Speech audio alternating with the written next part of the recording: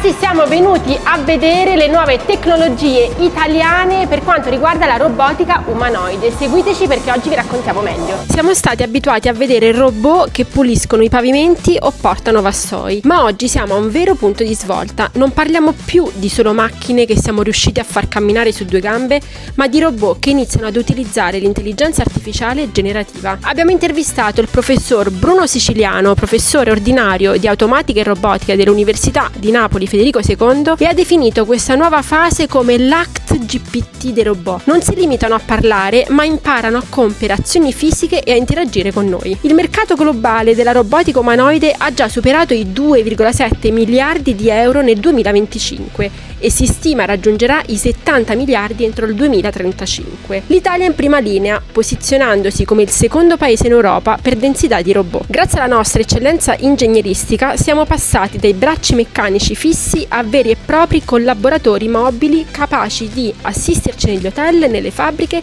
e persino nella sicurezza. Ma allora, quando li vedremo davvero? Il professore ci ha spiegato che il futuro sarà un ponte tra fisico e digitale. Proprio come è successo con le auto a guida autonoma, che in pochi anni sono diventate realtà nelle strade di San Francisco, gli umanoidi diventeranno presto dispositivi pronti all'uso per tutti. Tra 5-10 anni averne uno in casa per aiutarci nelle faccende potrebbe essere normale quanto avere proprio uno smartphone nelle nostre tasche. Ma chi ci dice che ci ruberanno il lavoro? Beh, il messaggio del professore è chiaro: la tecnologia serve ad alzare l'asticella, non a sostituirci. Delegando i compiti più pesanti e ripetitivi alle macchine, potremo finalmente liberare la nostra intelligenza naturale.